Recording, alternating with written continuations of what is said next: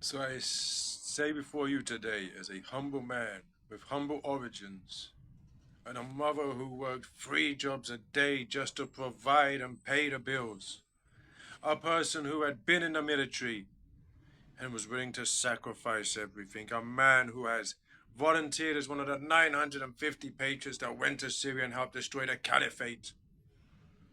And we did just that.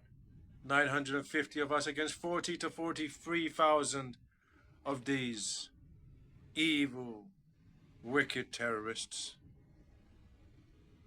of these Islamic warriors, these so-called Shaheed. Let me tell you, when I then see stories today of our veterans being homeless in the streets, denied housing, because we have to give it to the Abduls who have jumped on the boats from Calais, destroyed their paperwork and documents voluntarily, it sickens me. How much more deprivation and privation must our people suffer? Our old are losing their winter fuel payments, and they're having pension cuts. The disabled, up to 80% of people with genuine mental health issues and physical health problems are being thrown off of their disability benefits because we have to accommodate for 1 million new applicants. 1 million new applicants, and not one of them is actually English. They are all foreign born leeches sucking the lifeblood out of our economic. And a nation that is providing them with all the opportunities, even though they come from countries, and I must say it again and again and again, there is no such thing as a dangerous country. There are only dangerous cultures and dangerous people that live within a country. So I do not want to import that danger to our lands and our people. When you import the third world to the first world, expect third world problems to come. Now I say again and again, as a disabled person who has been homeless 3 times, I want you to see this. Just 2 to 3 weeks ago, I was made homeless for an illegal eviction, and now I'm housed again, and I've been housed for 2 weeks. And I want to say, we will stand up and fight for our ex-servicemen, for our patriots who was willing to enlist and sacrifice all so that you may live and prosper. You may oppose the wars, but do not oppose our men and women who are willing to fight for you. Never, never, never punish our women and children who have been to war.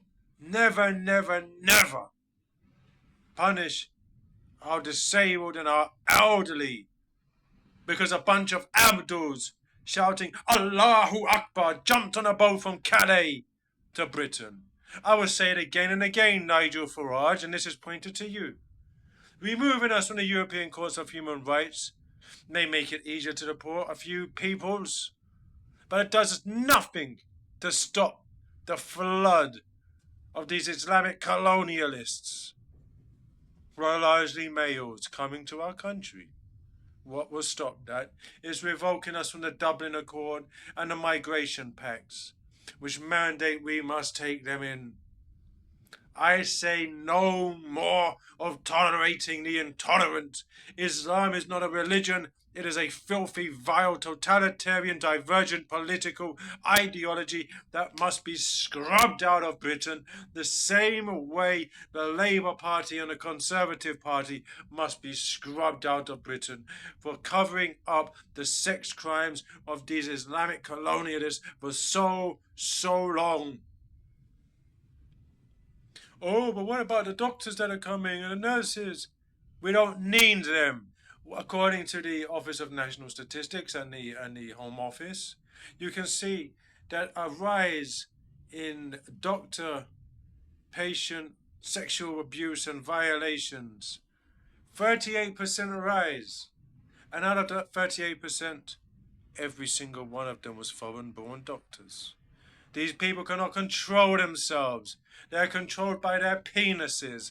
They are backward, sick, filthy human beings They need to be sent back to the land of Stan and the deserts of South Asia and North Africa.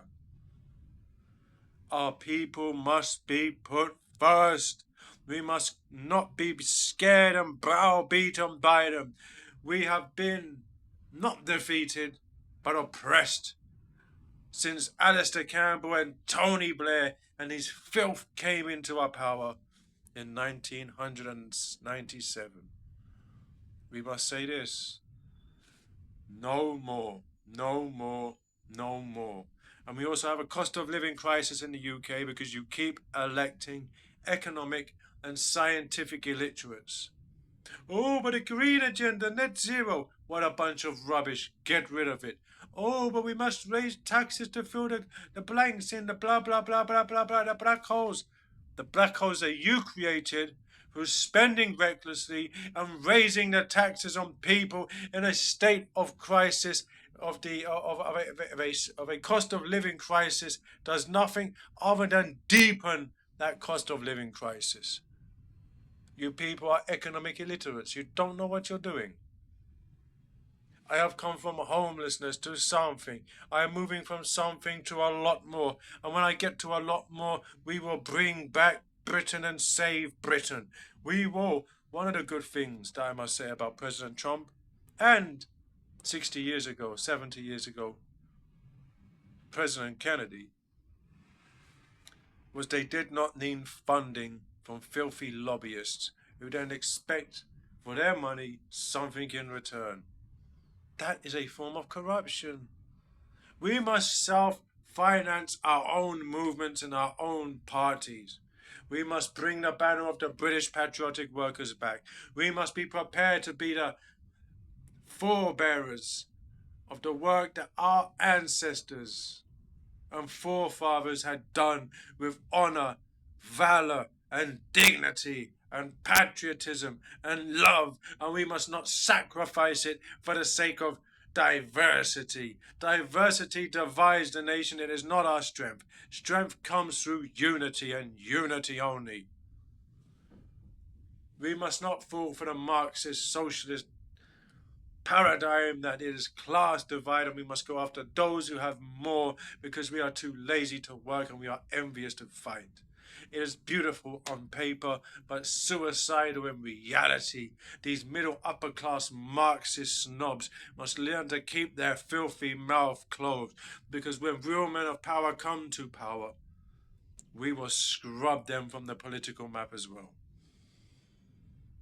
The weakness of democracy is it allows idiots to vote. The strength of monarchy and of a strong man is it does not rely on the vote of idiots. It relies on the unity of action that must be had.